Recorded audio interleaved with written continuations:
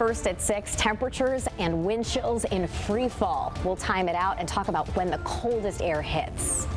A community in mourning. A teen and his grandfather killed in a head-on crash. The latest from police. Frontline workers are getting their hero pay starting today. Who qualifies and how much they're getting.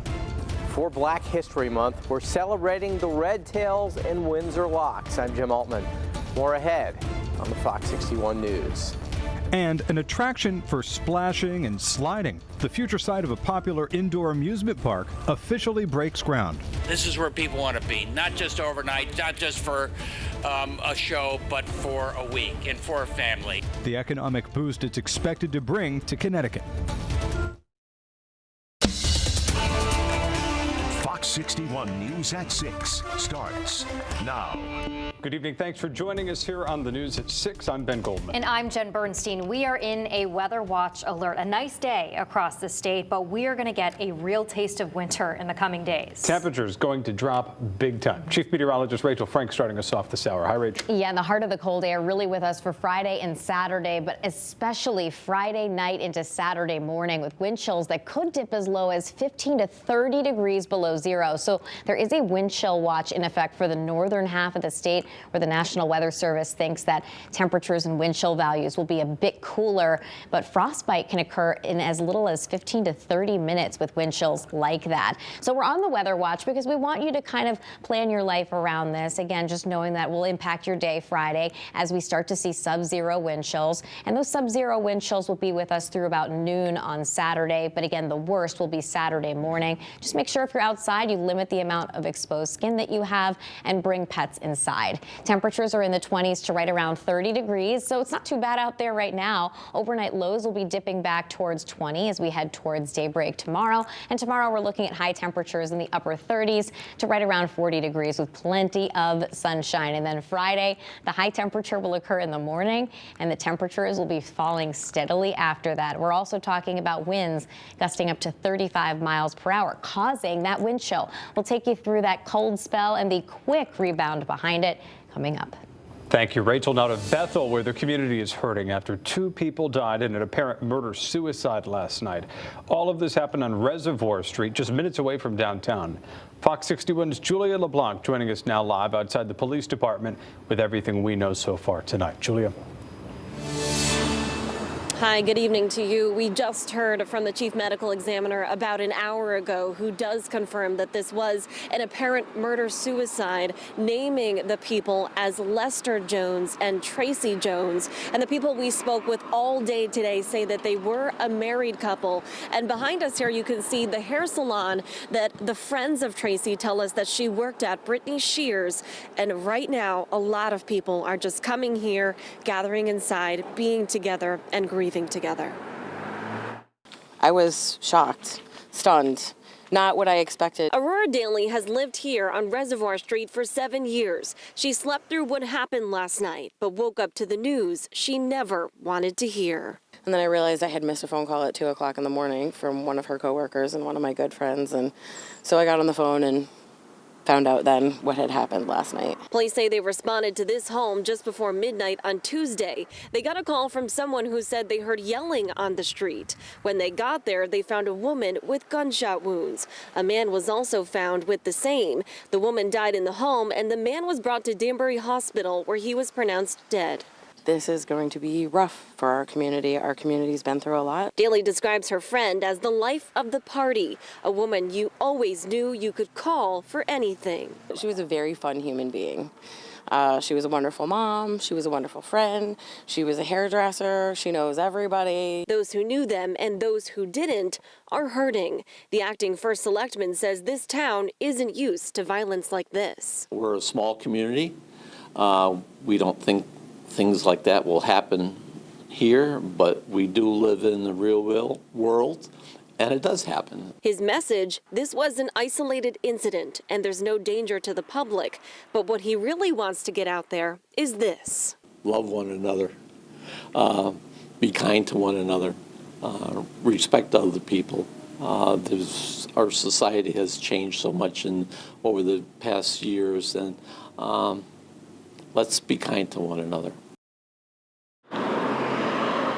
Now back out here live in downtown Bethel, police are not releasing any additional information about what happened at this time. But once again, they do say that this was an isolated incident and there's no danger to the general public, but just a tragedy for this community tonight. We're live in Bethel. Julia LeBlanc, Fox 61 News. It's really tragic, Julia. Thank you.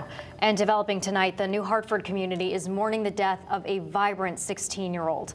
The Wolcott Tech School community reportedly in mourning today in Torrington. The teen and his grandfather were killed last night in a head-on crash on Route 44 in Winchester. Today, we are learning more about the teen and his grandfather and how the community is grieving. Fox 61's Samaya Hernandez is in Winstead with the very latest. Samaya.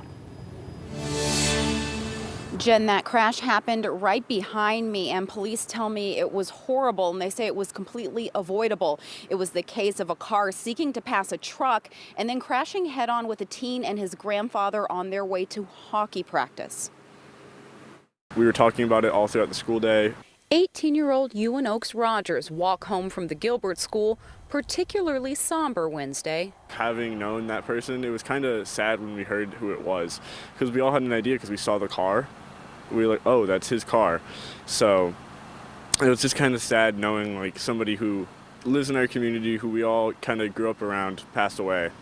16-year-old Marcus Rogers of New Hartford and his 84-year-old grandfather, William O'Leary of Plymouth, were killed in a head-on collision around 7:30 Tuesday night, where Route 44 meets Route 183. It is a horrible collision, and our hearts certainly go out to the family and friends of the people who perished in this accident. Marcus was a student at Wolcott Tech, and sources say his grandfather was taking him to hockey practice when their Equinox was hit head-on by a Lexus going in the opposite direction. The driver of the Lexus, 23-year-old Glenn Ragan of Torrington, was hurt but is expected to survive. Police say he was seeking to pass a box truck when he began driving in the opposite lane. His 18-year-old passenger is being treated for a fractured femur at Hartford Hospital. The Wolcott Tech community reportedly in crisis Wednesday, and Marcus's friends taking to social media to express grief and shock on Marcus's Instagram page.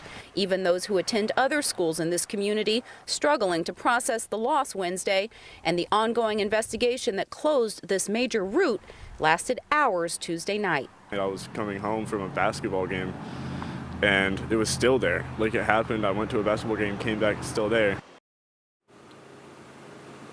And it happened on a section of Route 44 known as the Rock Cuts. We did reach out to the school community for comment, but they simply told us that they were in crisis mode today. We're live in Winstead. Samaya Hernandez, Fox 61 News. All right, Samaya, thank you. Well, school officials just confirmed a student brought a knife to school at Wells Road Intermediate School in Granby. In a note sent out by Principal Pauline Greer, she said the student brought the weapon to school and showed it to some classmates and had, quote, no ill intentions. She added that immediate action was taken once the weapon was reported and, quote, no student was ever at risk. Well, New Haven police are searching for the driver involved in a fatal hit and run. Police say that they responded to Sherman Parkway right near the West Division Street around 3 a.m. for reports of a pedestrian laying in the middle of the road and bleeding. That pedestrian was taken to the hospital where he was later pronounced dead. His identity has not yet been released. Police are still searching for the driver. Anyone with information should call police. The Berlin Turnpike is back open tonight after being closed for some time as crews responded to a crash there. The crash happening near Wells Road in Newington. The area closed for a few hours as crews responded to the scene. No word on any injuries or what led up to the crash. South Windsor police are reminding residents to watch what they're putting in their trash after a dump truck caught on fire.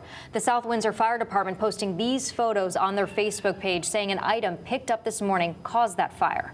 They say all the trash had to be dumped and extinguished.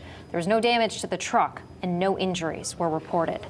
And crews responded to a fire in the capital city this morning. The Hartford Fire Department called to a home on Holcomb Street after flames broke out around 2:30 this morning. We're told all of the occupants got out safely. No word, though, on any injuries. Tonight, people in Memphis, Tennessee are paying their respects to the man who lost his life after a traffic stop by Memphis police escalated into violence.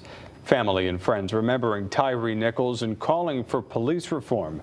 Let's go to Fox 61's Brent Harden, who's tracking the event this evening. Brent? Yeah, Ben, tonight was for remembering Tyre Nichols for the person he was when alive and speaking about police reform efforts. Reverend Al Sharpton delivered the eulogy today and surprisingly invited Vice President Kamala Harris to speak. Harris called upon Congress to pass the George Floyd Justice and Policing Act that would ban chokeholds and create a national registry of sustained disciplinary actions against officers. Nichols' family wrapped up the service with his mother speaking about her son. I promise you the only thing that's keeping me going is the fact that I really truly believe my son was sent here on an assignment from God. Yes, ma'am.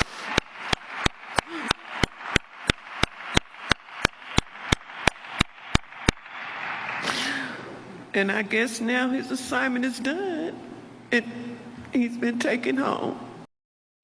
And Nichols' mom also echoed Vice President Harris's push for reform through the passage of the George Floyd Justice and Policing Act. This funeral comes 3 weeks after Nichols' death, and in those 3 weeks, 5 police officers were fired and charged with second-degree murder. Another 2 officers were suspended for their roles in Nichols' death, but no word if they will face charges. Ben, over to you. Brent, thank you. New tonight, Governor Ned Lamont announcing a new round of school security grants. There's $15 million worth of funding for these grants. Grants are available to improve the security infrastructure in public and non-public schools and preschools that can demonstrate that they've received threats. Applications are due to the state by March 31st at 3 p.m. Also new tonight, Attorney General William Tong testifying today in support of a ban of flavored tobacco. During his testimony, Tong expressed his concern that the legislation exempts the most widely used flavor, which is menthol, which must be included in the ban to deter youth addiction. In a statement, Attorney General Tong saying in part, quote, "A comprehensive flavor ban that includes menthol will save thousands of Connecticut lives, protect public health, and advance health equity. It should be implemented immediately." It's still winter, but golfers are already looking forward to the summer. Rory McIlroy just announced that he has committed to play in the 2023 Travelers Championship. McIlroy is currently ranked #1 in the world. This will be his 5th appearance at the TPC River Highlands in Cromwell. The tournament is set for June 19th through the 25th. And a heads up for Yard Goats fans, home game tickets are set to go on sale next Friday at 10 a.m. This will be the first chance to buy tickets for opening day, set for April 6th. Fans will also have the opportunity to purchase tickets in person at the Click It or Ticket box office. The Yard Goats will play 69 home games at the newly rebranded Duncan Park.